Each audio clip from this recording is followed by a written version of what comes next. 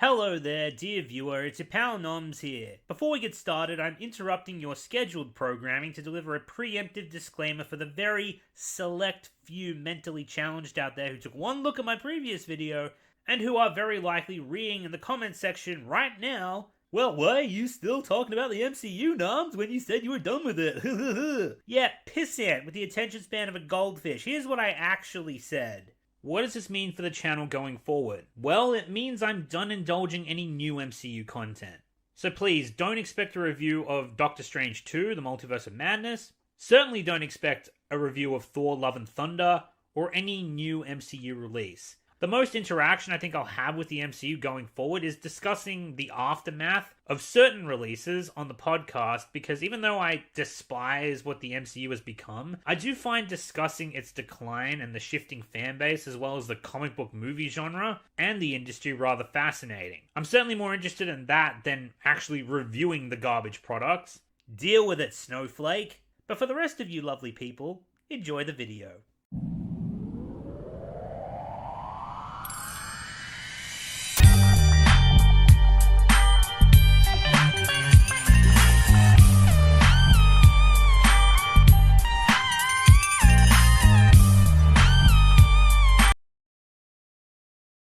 Because in Hollywood, remember, kids, it's not important if it's of high quality, only if it makes money.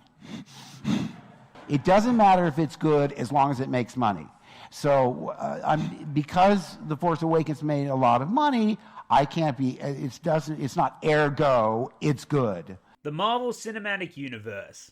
A franchise that spans almost 15 years at this point, originating from a time when comic book movies had seen both their extreme highs and their extreme lows. But the MCU arrived just as comic book movies were beginning to truly hit their stride, and rose to becoming, in essence, what can only be described as the box office superpower of cinema and the most popular cinematic franchise in the world today. However, the MCU has seen its own highs and lows, including some very extreme lows, but many stuck with it through its uprising until it reached its peak popularity somewhere between the years 2018 and 2019. And since then, both current and former fans of the franchise, including myself, believe that the MCU has been on a sharp decline ever since in terms of the quality of storytelling it has to offer. That being said, the MCU still manages to maintain a considerable box office for most of its releases, reflecting the franchise's popularity if nothing else. But the MCU's most devoted fanatics still cling to the substantial yet still very much declining box office numbers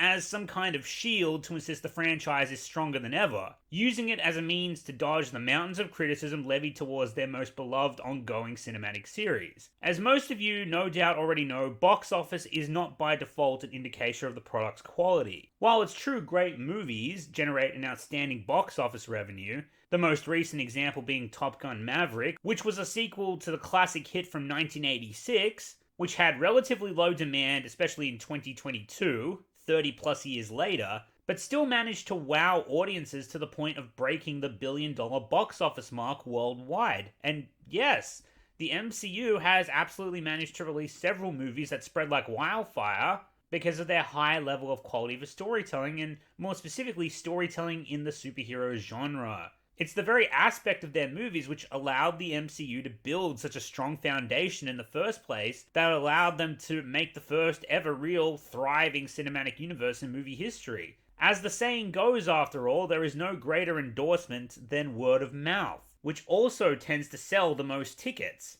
But more often than not, and especially recently, high revenue box office numbers pertaining to the MCU does not even in the slightest reflect the actual quality of the movie in question, and this goes to show since some of the MCU's worst releases have generated its most profitable box office numbers, and that's because word of mouth itself can also be both contrived and manipulated by corporations, the media, influencers, production crews, false advertisements, etc., etc. And this leads to really bad Marvel Studios releases still claiming an absurdly profitable box office. So here's what's going to happen in this video.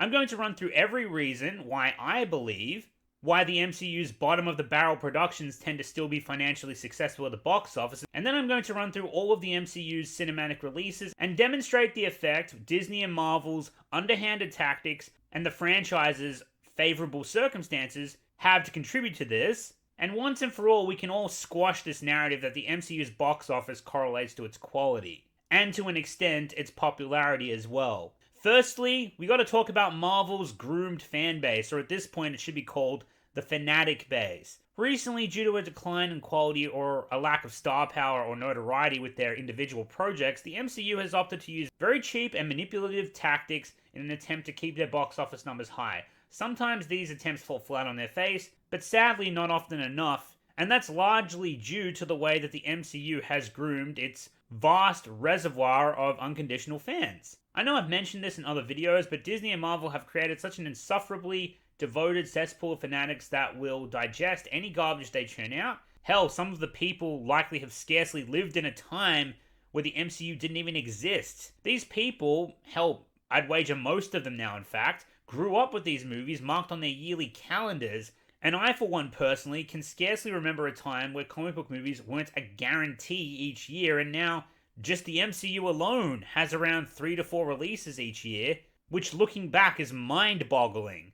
Disney has mass-milked this product so hard that they've cultivated an audience that have this unconditional desire ingrained in their bones to go see these movies. In addition to that, Disney and Marvel have attached these products so integrally together that they've engineered it in such a way that viewers have to go see their subpar releases like they're completing their own special brand of homework before they get to the cinematic release they actually want to see. When the MCU started out, their standalone movies felt like actual movies that scarcely even referenced the other characters in the universe, because they were designed to function alone and stand on their own merits. Not so much anymore, where these movies are just scattered, half-baked pieces to a very convoluted and messy pie, and that brings me to countless disposable setup movies. Yes, movies designed solely to set up their money-making blockbusters that have integrally linked plot points with one another in an effort to essentially turn them into mandatory viewings for an audience member who has an investment in parts of the MCU but won't understand the full extent of the movies, characters, history, and plot points without forcing themselves to sit through the bad movies that they never really had any desire to sit through in the first place. Which is one of the major reasons why D-list Marvel movies in the MCU still get a box office in the hundreds of millions of dollars because fans feel like they need to watch in order to understand the rest of the fucking franchise. They're also praying, hoping they'll get a tidbit into what comes next, whether it's just waiting through the terrible movie just to get to the end credit scene. And hell, sometimes that can be even more than one credit scene, that can be 2 or even 3. Which has also become one of Marvel's selling points for their terrible fucking movies, because they'll be sure to advertise every time or let it slip to the media that, hey, don't worry, there's going to be a whole bunch of extra credit scenes.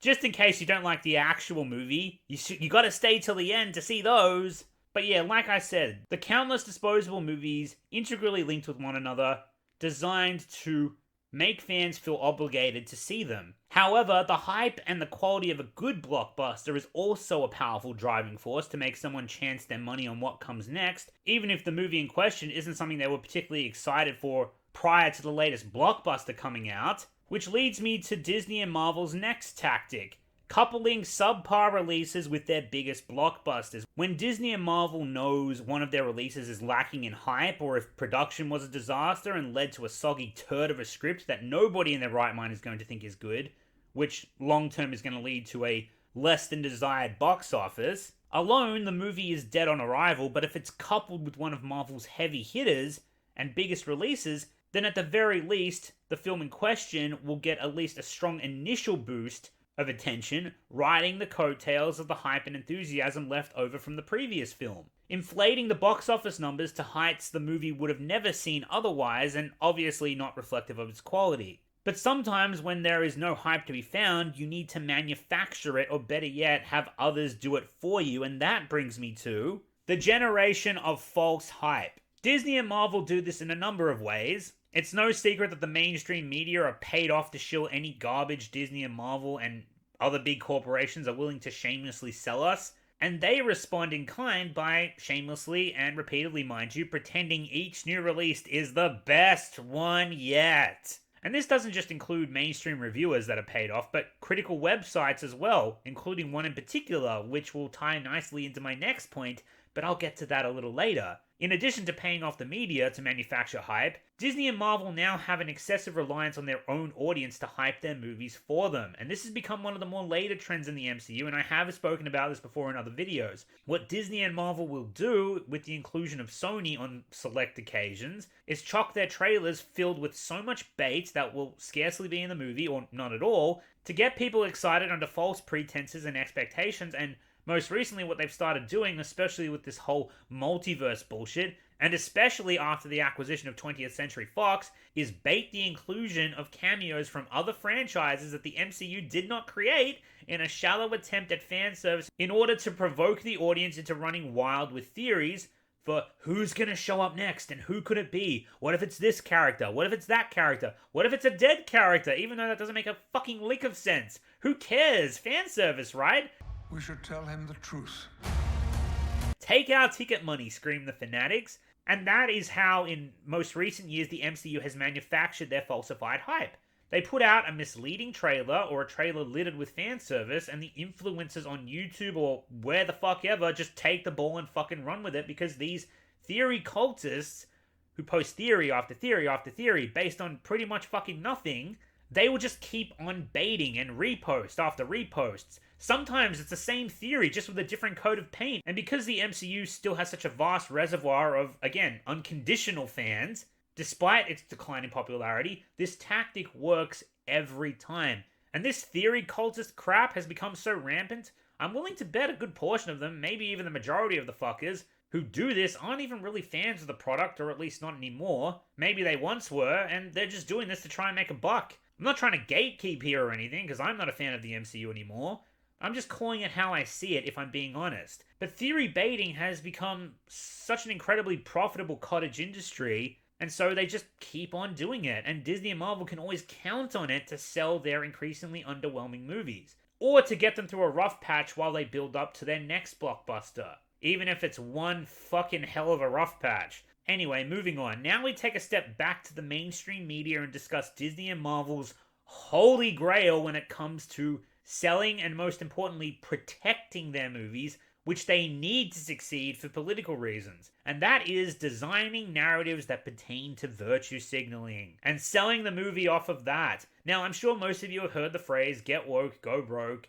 And make no mistake, that's absolutely true, but sometimes, especially for those who are not wise to the agenda, sometimes the narrative surrounding the virtue signal can make a ton of money. And that's just the thing about narratives. They change. They warp all the time to fit the circumstance. The narrative is just that. It's a narrative. A story cooked up to sell tickets and nothing more. Now, where it pertains to virtue signaling is when Disney and Marvel need one of their B-list standalone superhero movies with a diversity lead to succeed financially. To support what I like to call the now it's their turn narrative. The first black lead in a superhero movie, all of a sudden, it's your obligation as a human being to go see it, and you're a bad person if you don't, and you're a bad person if you don't give it a glistening review. And look, all of a sudden, much better superhero movies with a black lead actor don't exist anymore, because that contradicts the narrative.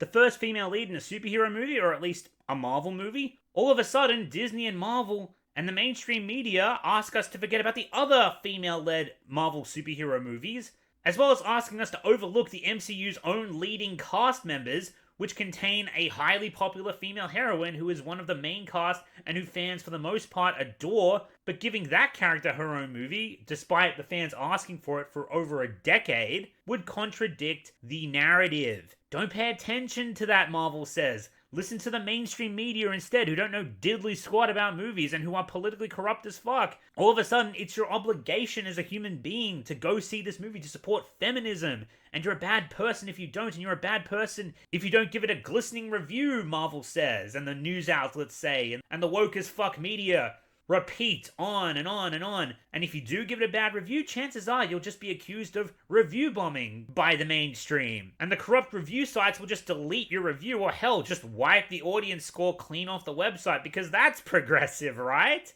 And that's what I'm talking about of Disney and Marvel's use of the narrative to not only promote their shitty politically driven films, but perhaps most importantly and shamefully, protect their politically driven products as well. Finally, and this is the most simple point I have to make, what sells a really bad Marvel movie, and just about any Marvel movie, period, is star power. Granted, this does somewhat fall into the category of hype and cameo bait, but more specifically, what I'm talking about here is the constant flexing of the checkbook and casting A-list actors for roles they likely know are garbage but would be impractical to turn down because of just how much they're getting paid. Even for some actors who just appear briefly, Disney is willing to shill out millions, and look no further than the latest releases to know exactly what I'm talking about.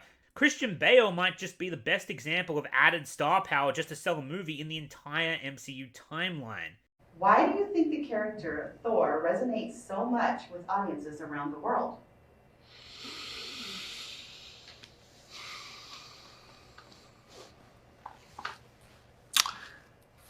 Well, and that's every shameful, shallow, and underhanded reason why bad Marvel movies still financially succeed at the box office, and why for those choosing to plug their ears and ignore this, box office is not an indicator of quality when trying to defend Marvel's terrible releases, or hell, just the entirety of Marvel Phase 4. Right, so now that we've got that out of the way and that we've laid the groundwork, let's go through and dissect the box office success of the entire MCU timeline, shall we?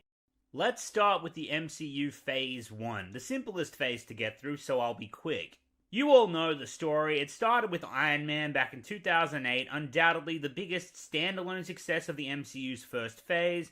It's the movie that came out of nowhere, blew our expectations out of the water, becoming one of the most hailed Marvel movies ever released, turning Iron Man into one of Marvel's A-list superheroes as well as a household name. Iron Man started off strong, grossing $585 million worldwide. An absolutely balls-out, staggering fucking release for the time. But then the MCU took 2 steps forward and 1 step back with the release of The Incredible Hulk, which grossed a total of $264 million worldwide.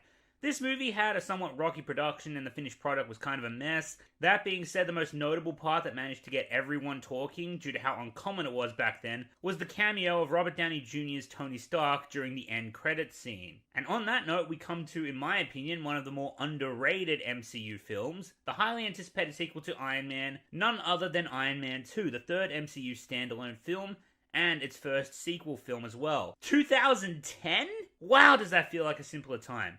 Anyway, Iron Man 2 managed to gross an impressive, at least for the time, $623 million worldwide, and this was despite a mixed reception. Some liked it and others not so much, but it was pretty much unanimously agreed that the first Iron Man was superior. So why then did the second Iron Man outgross it? Well, that is the power of hype, ladies and gentlemen, and while the MCU was still in its infancy, this was the first release to carry any pre-existing hype going into it. Speaking as someone who absolutely adores the first Iron Man, I still, over a decade later, remember being pumped out of my mind along with my school friends to see this film when it first came out. But I digress. Iron Man 2, despite its mixed reception, was certainly a win for the MCU going forward, making an excellent box office, as well as carrying hype and momentum to its next releases. Next we have Thor, the second Avenger of the MCU's Big Three. Though the character was a relative unknown at the time, as was Chris Hemsworth, the man who plays Thor,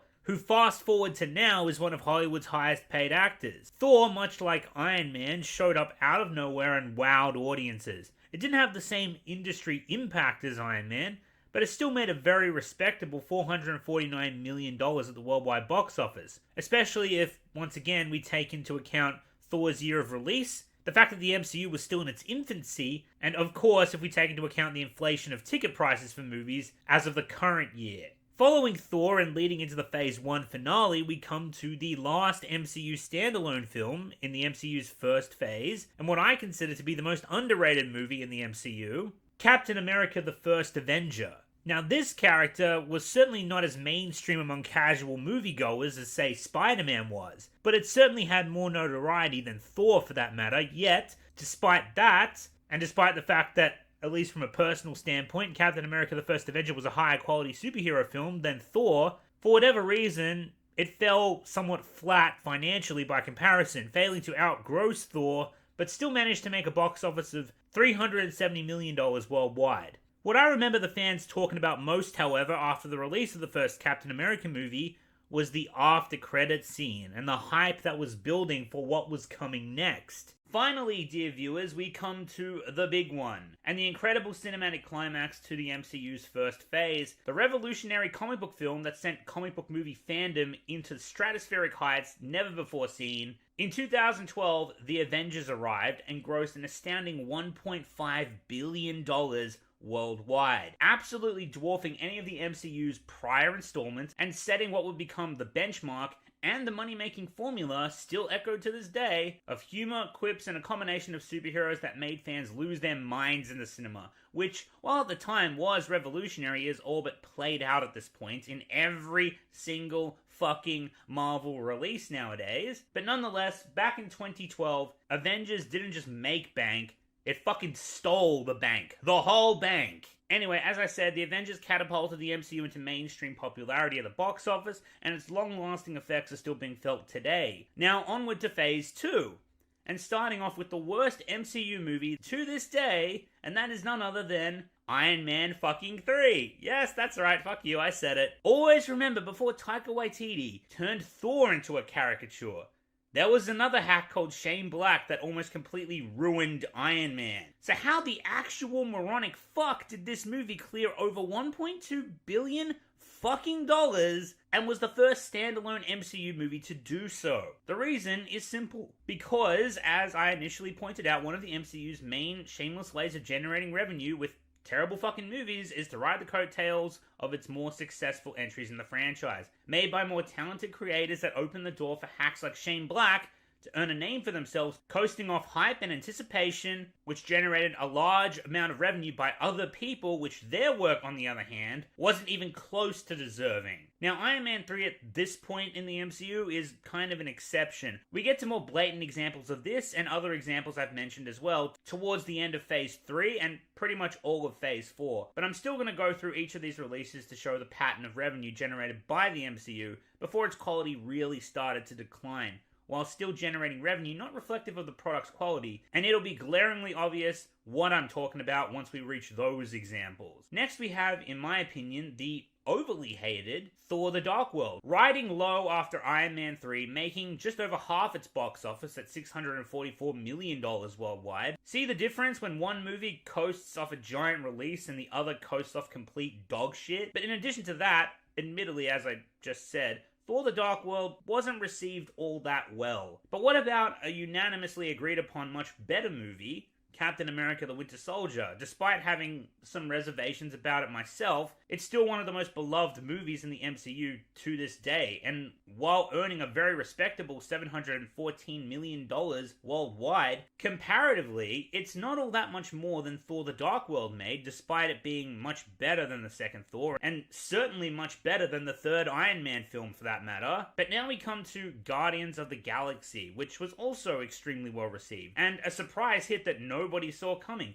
that managed to outgross The Winter Soldier even at $772 million. Now that's a good movie earning a well-deserved box office, but once again, came nowhere close to Iron Man 3. But let's get back to The Winter Soldier because I think it's a better example for what I'm talking about here. Captain America and Iron Man are two of the biggest hitters in the MCU. On that much we can all agree, at least until Spider-Man shows up later.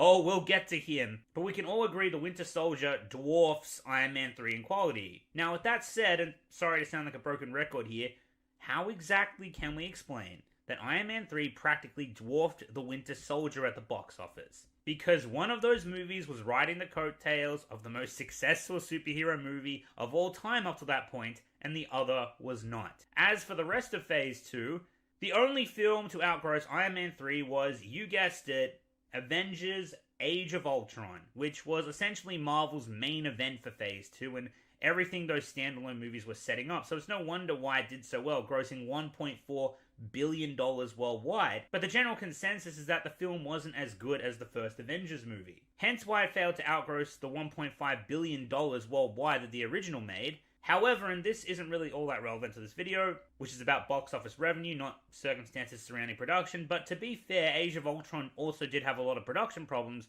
which led to the film not living up to its potential, as did the final movie of Marvel's Phase 2, by which I'm talking about Edgar Wright's Ant-Man, which wasn't actually really Edgar Wright's movie in the final product, like it probably should have been. Now, some might point to Ant-Man as a contradiction to the point I've made about Iron Man 3, since Ant-Man only grossed about $519 million worldwide, despite being the first MCU movie released after the second Avengers film, but there are some key differences here, the biggest one being that Ant-Man had virtually no connection to Age of Ultron whatsoever, the only link being the presence of Falcon, who had minimal screen time in the second Avengers movie, unlike Iron Man 3, which followed the story of arguably the MCU's most beloved protagonist directly after the franchise's biggest film, and was a pretty much direct continuation of both that character and that movie. Whereas Ant-Man functioned much more like Guardians of the Galaxy, being an outlier on the sideline. But unlike the success of Guardians of the Galaxy, Ant-Man didn't perform as well because it simply wasn't as good of a movie. But it made a sensible amount for what could be expected of such a mediocre Marvel film. As we are soon going to see, that is not always the case when it comes to mediocrity in the MCU, and sometimes very bad Marvel films that are going to make ridiculously more money than they could ever hope to deserve. Iron Man 3 was undoubtedly the first, but that was just the tip of the iceberg. An outlier that happened early on while the MCU was still building popularity. But now we come to Marvel's Phase 3. Kicking things off strong, we start with Captain America Civil War. It's one of the most beloved films in the MCU and the highest grossing standalone MCU film to date, even though, let's be honest, given the star power this film was sold on, and not to mention the introduction of Spider-Man, Marvel's most popular character, by the way, Civil War was essentially Avengers 2.5, and ultimately the film ended up grossing $1.1 billion, which is certainly Avengers-level profit, except, hang on a sec, you're telling me that Civil War, another of the MCU's most beloved films, juiced to the gills with superhero star power, still failed to outgross the shit show that was Iron Man 3? Dear God, Marvel was really flying high after the Avengers in 2012. Sure, they've made billions since then, but it really makes you wonder just how much earning potential they squandered when they decided to release Shane Black's Abortion instead of an Iron Man movie worthy of the name. But that aside, Captain America Civil War did, in my opinion, for the most part, earn its box office. It had some of the most interesting, if somewhat contrived, plot points, and some of the best character clashes in both personality and ideology, not to mention its action sequences and excellent fight scenes are among some of the best the MCU has to offer. Next up, Doctor Strange. But like Ant-Man and Guardians of the Galaxy, it functions as a standalone first and foremost, with virtually no connection to any films that came before in the MCU's timeline, and for the most part is separated from the MCU's main overarching plot. And despite that, it was a very well received standalone, making a well-deserved $677 million worldwide, which is pretty good considering its lack of connection to the rest of the MCU up to that point, and the fact that it was sold on its own merits and not a bunch of shameless cameo bait and what-if scenarios cooked up by cancerous theory cultists like its sequel, which we will eventually get to. And despite the fact that Doctor Strange isn't as widely known of a Marvel character as, say, Spider-Man, for instance. And speaking of which, next we have Spider-Man Homecoming, a mostly standalone MCU film, the first Spider-Man movie focusing on Tom Holland's Peter Parker.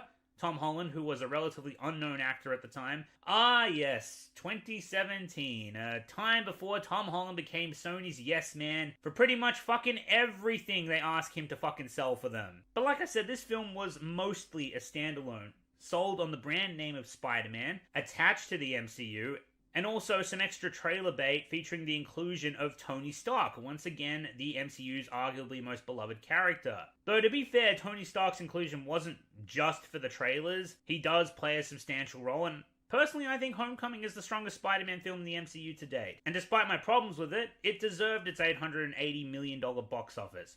We'll come back to Spider-Man a bit later. Next up, we have Guardians of the Galaxy Volume 2.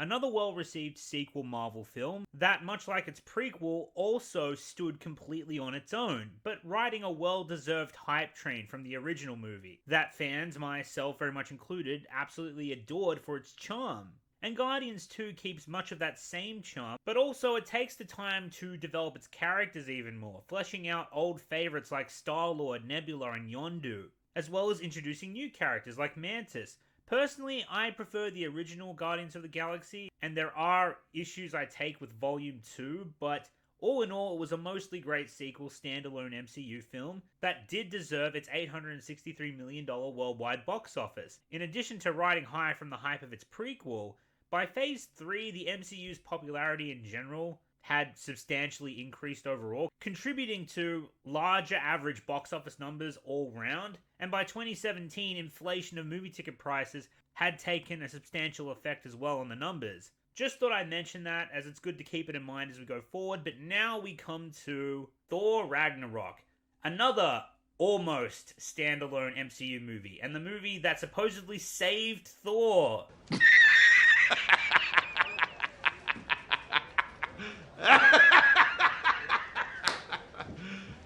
You serious? But regardless, many people saw this as an improvement over Thor's 2 prequel film, largely due to the added and undoubtedly excessive humor, and not to mention the extra inclusion of Hulk, somehow. But that also undoubtedly contributed to the star power of the film that helped it sell tickets, which led to it outgrossing Thor the Dark World by over $200 million, since Ragnarok grossed $853 million worldwide, which was still an outstanding result for Marvel. Around about this time, the MCU was nearing its peak of popularity and audience investment. You can no doubt notice the trend of just about every standalone Marvel movie averaging between 650 to 850 million. So it was around about this time that the MCU was really riding its own wave, and was building a ton of momentum because people were starting to see the finish line, which we will be getting to shortly. But first we have to take a pit stop as we come to the first standalone Marvel movie in Phase 3 to skyrocket past the $1 billion mark based on everything but its own merit. And of course, I'm talking about none other than Black Panther. My oh my, $1.3 billion worldwide for a terrible, terrible Marvel movie that was sold almost entirely based of being the first ever black lead superhero movie, even though that was never the fucking case. And Jesus Christ, this movie was, for the most part, just one gigantic guilt trip by the media and the Marvel fanatics to go see this movie and you must like it, otherwise you're a bad person. Which is why it scarcely, if at all, received a bad review from the mainstream media, and any bad review it received was demonized and chastised all over Twitter and then some. Hell, I even remember there was a fiasco where the first review that prevented Black Panther from keeping its 100% fresh on Rotten Tomatoes resulted in enormous backlash for the reviewer and making headlines everywhere. Basically, the film's quality and hype was an invention of the media, riding the high of the false narrative put out there by Marvel, who was desperate to market their newest release and needed it to succeed politically. Now, personally, I liked Black Panther the first time I watched it, but subsequent viewings showed me just how terrible it was. Chadwick Boseman was awesome, but the movie suffered from a whole bunch of plot problems and continuity errors, and was preachier than a motherfucker about slavery, BLM, and just about every piece of woke propaganda nobody asked for in a Marvel movie. Though Black Panther wasn't the worst offender on that front, and we'll get to that one. But the point I'm trying to get at is, did Black Panther deserve its $1.3 billion revenue? Nope. Did the quality of the movie reflect its box office revenue?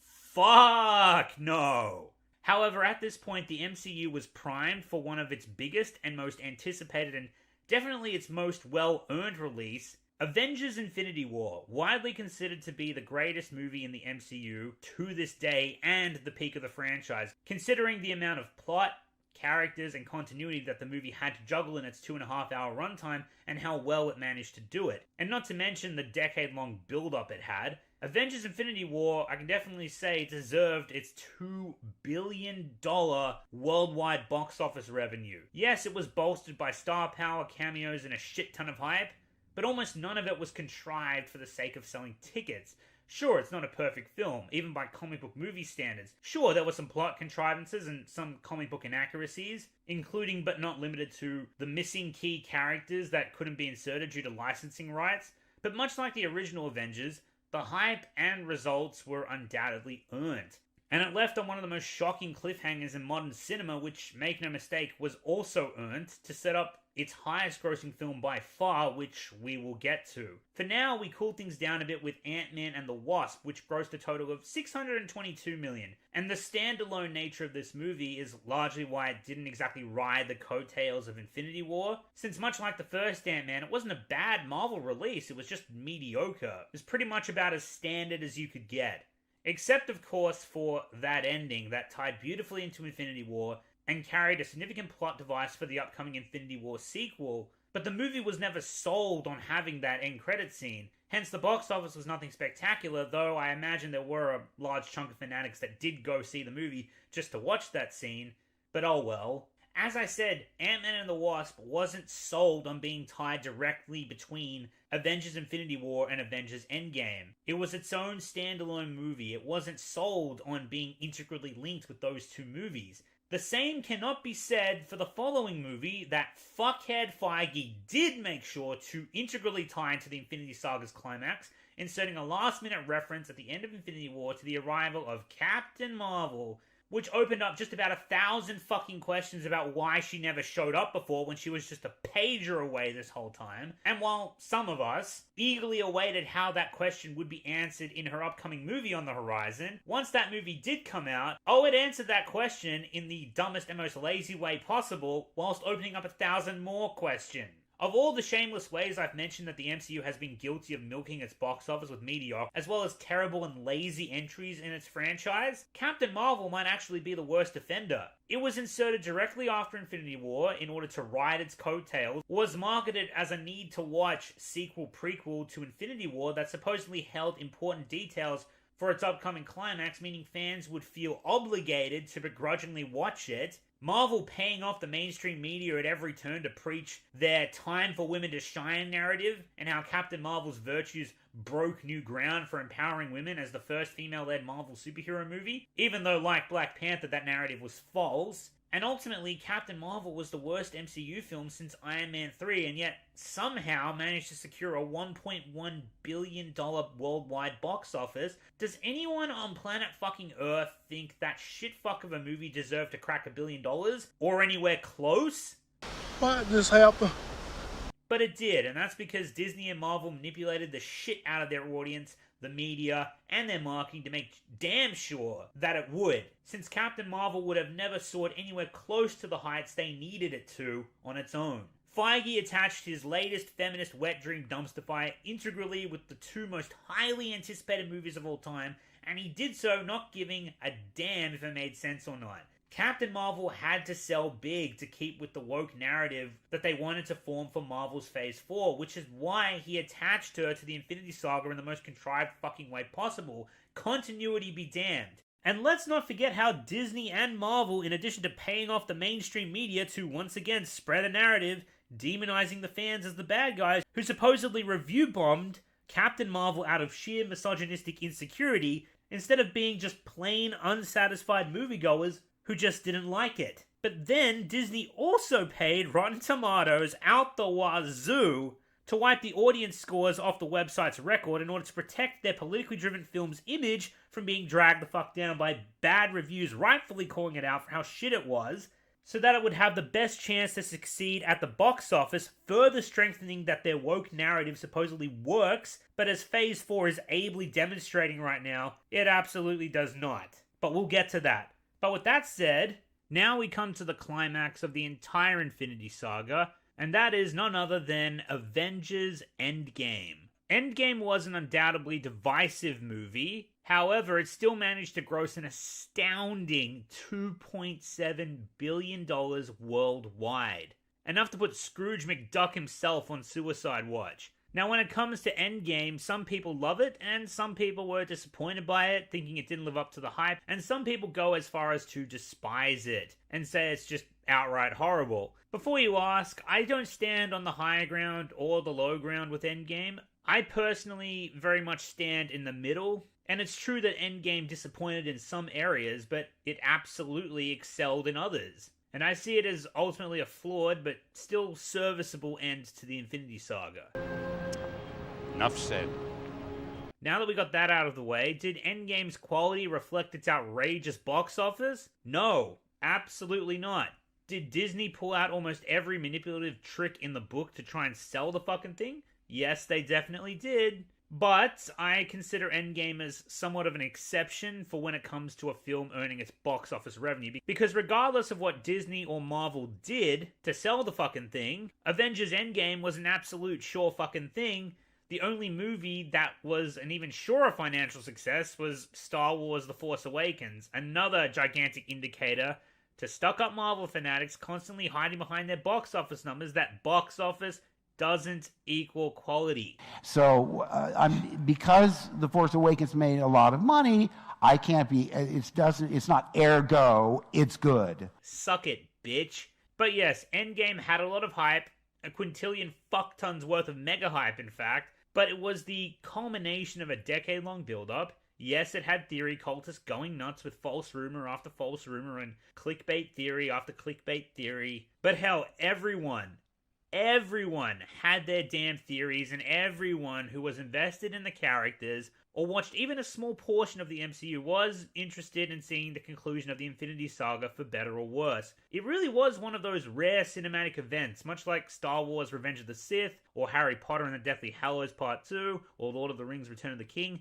Everybody knew about it and felt they had to see it regardless. Yes, fight me, Endgame was definitely on that level of notoriety amongst the general public. For once, all those manipulative tactics and tricks and underhanded methodologies that Disney used to sell their movies was all present, but to a small extent, actually warranted for once. And no, I'm not being contradictive here because the current problem the MCU has and what's keeping their box office on life support at this point, as originally mentioned, is how Disney and Marvel and the mainstream manipulate the general audience for every single upcoming Marvel release, and fondling theory cultists by the ballsack to pretend like every release should be treated with the same OMG hype reverence that Endgame was, as a must-see global fucking event with a billion theories and what-if scenarios based on approximately jack shit for every single upcoming Marvel plot, when it's absolutely not warranted. We'll get to some more examples soon, and this doesn't pertain just to the cinematic releases, understand,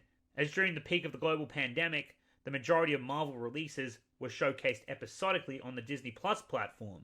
But before we reach that point, now we have to come to the epilogue of the Infinity Saga, and the last film in the MCU Phase 3. This release didn't just follow the previously exhibited Marvel trends for inflating its box office, but actually introduced what could quite possibly be the MCU's latest and most shamefully manipulative selling tool to date to prolong their franchise's lifespan. And I'm talking about Spider-Man Far From Home, that raked in an impressive $1.1 billion at the worldwide box office, which is substantially higher than the previous mostly standalone Spider-Man film, Spider-Man Homecoming. Like Spider-Man Homecoming, Spider-Man Far From Home was, as I said, a mostly standalone MCU film, certainly based more around Peter Parker at the center of the story without the inclusion or reliance on Tony Stark, instead using the added star power and inclusion of Nick Fury, or the sort of Nick Fury. Spoilers, but still Samuel L. Jackson nonetheless. Anyway, Spider-Man Far From Home's box office wasn't in the least bit surprising. Tom Holland's first movie was a success after all. Both the Infinity War and Endgame appearances of Spider-Man put a very endearing spotlight on the character. On top of that, as you no doubt know by this point in the video, Spider-Man is Marvel's most popular superhero IP after all, so this movie was always going to be a heavy hitter. However, Spider-Man Far From Home was a disappointing movie for many, including myself. The general consensus I've seen for it outside of the MCU's Fanatics is that the film is mediocre at best, so its quality did not reflect its box office. But in addition to that, Spider-Man Far From Home goes by a plot that names Peter Parker as Tony Stark's appointed successor in the MCU, in the first MCU movie since his death in Avengers Endgame. So undoubtedly, Spider-Man Far From Home was definitely riding off the hype wave of Avengers Endgame. Personally, I always saw Far From Home as the epilogue to Avengers Endgame, which I suppose is fitting considering it's the last movie of MCU Phase 3. And that brings us, finally, to the steaming crater of shit that is the MCU Phase 4. Now, for the sake of the video, I'm not going to go over the episodic Disney Plus series that the MCU has released in recent years, only the cinematic releases with one exception, that being Black Widow, which was released at an admittedly awkward point in time during the global pandemic. In fact, meaning it was actually released in both theaters and for a premium price on Disney+. Despite the effects of the global pandemic, Black Widow was a long overdue movie for one of the MCU's most beloved characters that sadly ended up being a horrible dumpster fire hated by the majority of fans, which is why it only grossed a total of $379 million worldwide, which was a complete and utter bomb compared to the MCU's last cinematic release. Basically, Marvel and Disney didn't really try any shady tricks to sell this movie because Black Widow was released as an afterthought. A sad, lazy, shittily written attempt at a cash grab, and the circumstances surrounding its release is why Scarlett Johansson filed a lawsuit against both Disney and Marvel, which is a pretty clear indicator that Marvel really dropped the ball with Black Widow. And I say this as someone who was honestly excited for Black Widow as a standalone MCU movie coming out. It was a damn shame how it turned out. Now, bear in mind, before we continue, the global pandemic had delayed Black Widow and several other releases in the MCU by a number of months, meaning whatever hype was left over from the end of the Infinity Saga had all but completely died down at this point. However, Black Widow was still an MCU veteran character and her movie failed to draw. And speaking of failing to draw, next up we come to Marvel's Eternals. One of the worst received releases of the MCU to date, and widely considered by fans to be the worst the franchise has to offer. Again, I firmly maintain that title belongs to Iron Man 3 and always will, but to each their own, I suppose. This movie, on the other hand, had nothing going for it. It was a Marvel standalone movie that had virtually no association with the rest of the MCU.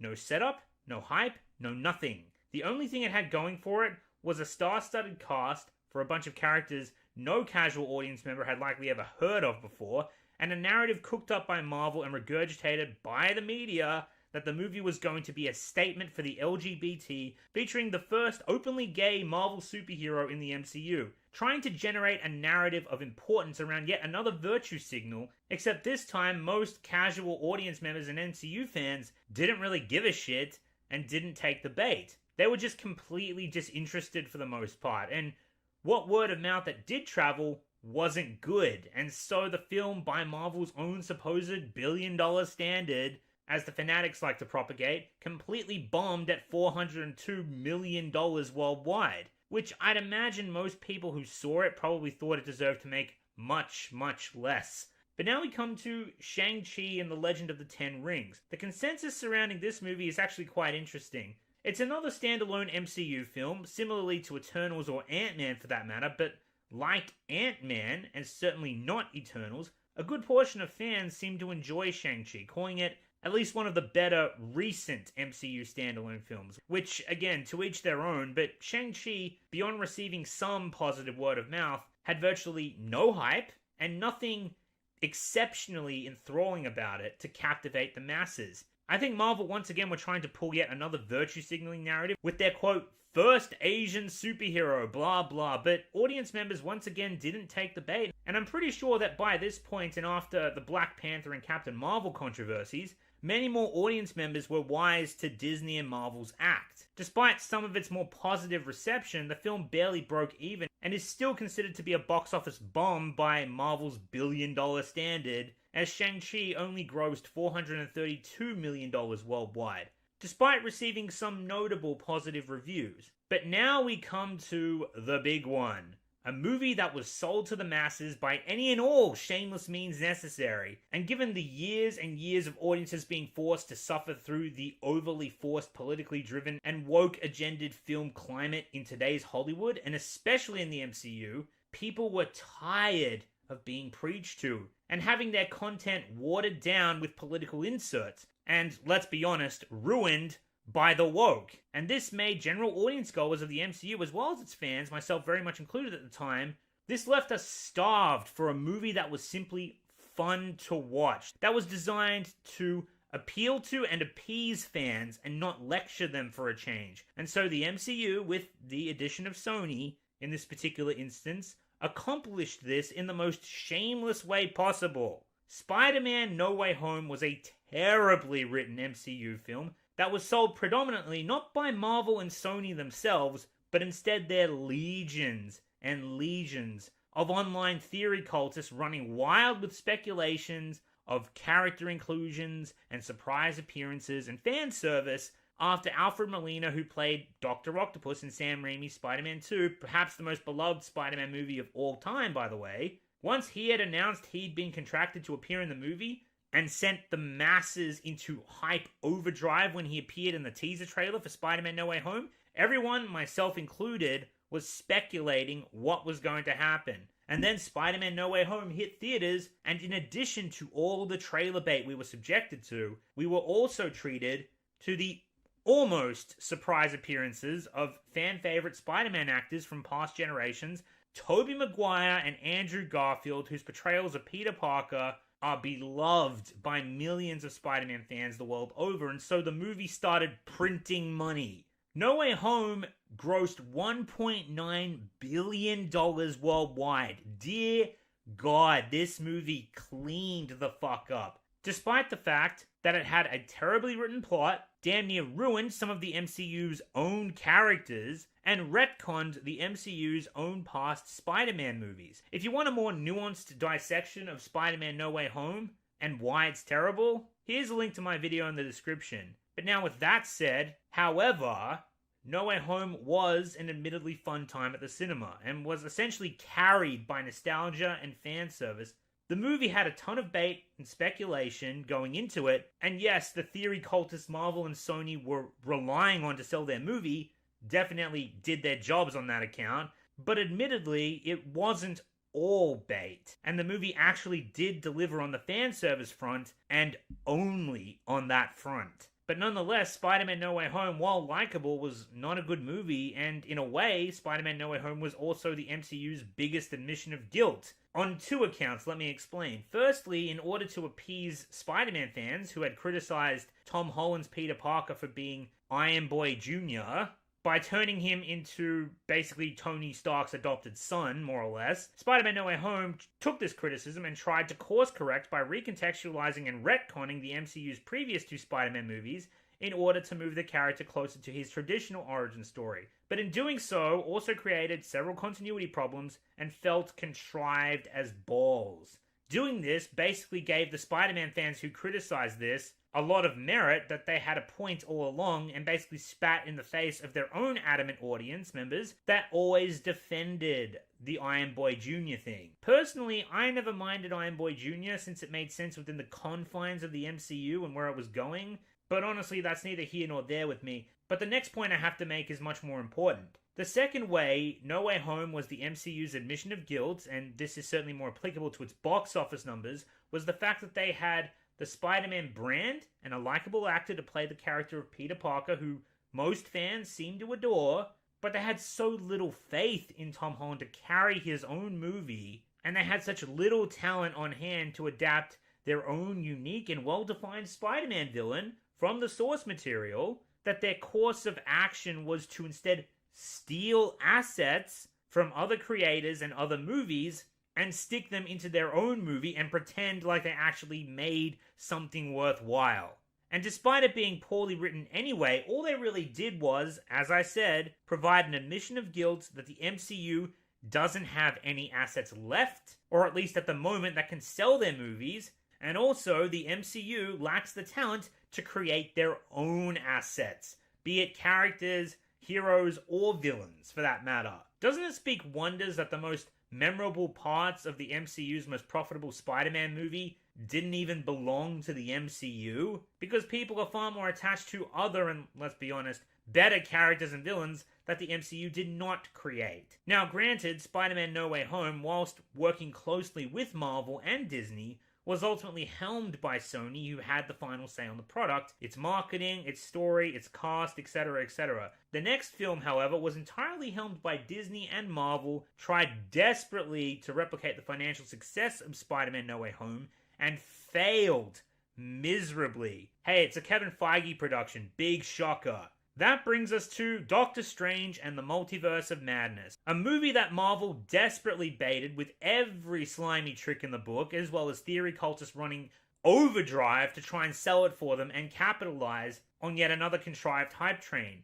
And actually, this did initially work since Doctor Strange 2 sported a $90 million domestic box office in its first day of release, and the revenue generated in its opening weekend contributed to almost half its overall domestic box office. Not so much with Spider-Man No Way Home, which sported a domestic opening weekend that didn't even gross a third of its domestic box office. The difference is that No Way Home baited its hype and was carried by fan service, whereas Doctor Strange and the Multiverse of Madness baited its hype, which is why it had such an exceptional opening weekend, even by Marvel standards. But unlike No Way Home, Doctor Strange and the Multiverse of Madness was carried by practically nothing at all. At least nothing that fans liked. Hence, Marvel's attempt to replicate the financial success of No Way Home ultimately failed. Make no mistake, Doctor Strange and the Multiverse of Madness still made money, a very undeserved $954 million worldwide, but barely grossing half of what Spider-Man No Way Home was able to achieve, and obviously nowhere near $1.9 billion. I've seen some defenses for this by saying Doctor Strange and the Multiverse of Madness didn't live up to its potential because it was banned in certain countries, and this was because it integrally tied in an LGBT character with its plot, but the only reason Doctor Strange 2 reached the heights that it did at all was by baiting false hype in the first place, for what amounted to just a couple of cameos that were short-lived cannon fodder for Scarlet Witch, and not the supposed dozens and dozens of cameos that were nowhere to be fucking found that the theory cultists tried to propagate into a hype train, which ultimately succeeded, but was also short-lived. Doctor Strange 2 started out strong, but quickly fizzled out with one of the biggest second-week drops in the MCU's box office history. Once word of mouth began to spread that the movie didn't come anywhere close to measuring up to the hype that Marvel and its theory cultists had built it up, and on top of that, general audience members saw it as just another terrible movie, overly micromanaged, filled to the brim with more woke propaganda. But the mainstream media was singing its praises, at least at the start, when it had that killer opening after all that bait, which, as I said, was the only reason the movie almost capped $1 billion in the first place. But unlike Doctor Strange 2, what happens to a shittily written Marvel movie without all of the cameo bait, as well as the lack of the multiverse as a selling point for possible what-if scenarios that can happen in the movie that leave theory cultists scratching their heads on how to sell the newest, mostly standalone MCU movie that is once again filled to the brim with woke propaganda and terrible Marvel humor, helmed by Kevin Fuckwit Feige and directed by a ginormous idiot, and easily the MCU's most overrated and woke as fuck yes man, well, you get Thor, Love, and fucking Thunder, the latest movie in the MCU to hit theaters, currently in its second week of release, that looks to be yet another clear representation of the MCU's decline. Thor Love and Thunder has grossed $144 million domestically in its opening weekend, notably over $40 million less than Doctor Strange and the Multiverse of Madness. See, that's what happens when the theory cultists aren't able to propagate a bunch of what-if cameo bait to dupe millions of audience members into the theater on opening day. And since its release, the reviews for Thor Love and Thunder have been staggeringly bad. As a matter of fact, I delayed this video by a few days because I was waiting for the very predictably second week drop-off, and my god, it may as well have taken a jump off a cliff. Like Doctor Strange 2, Thor Love and Thunder dropped 80% in its second week, and bear in mind the only reason it wasn't a larger drop-off percentage-wise than Doctor Strange 2 is because Doctor Strange and the Multiverse of Madness made a fuckload more money in its opening. Thor Love and Thunder had less distance to fall, but it still fell far. Very far, in fact. And see, that's the power of word of mouth when it isn't contrived. If it's a shitty movie without a whole bunch of fan service and false marketing, littered with cameo bait that theory cultists propagate ad nauseum to contrive a hype train based on their own baited imaginations and fuck all else, then the movie bombs. And like I said earlier, Thor Love and Thunder's biggest audience hook in its marketing was star power. Aside from the Guardians of the Galaxy, this time it was Christian Bale as Gore the God Butcher, who predictably, and according to most Marvel fans who've watched the movie, was a colossal waste of talent and potential. And most of all, their time. Thor Love and Thunder's box office results so far tells us this: a bad movie without an excessive use of cheap marketing tactics will be seen for what it is immediately and drop off fast. A movie like No Way Home, with cheap marketing tactics out the wazoo, as well as a healthy chunk of fan service, will make money, but will eventually be outed as an overrated and quite frankly terrible bait fest for which the wheels are already starting to turn on that one. And finally, a good movie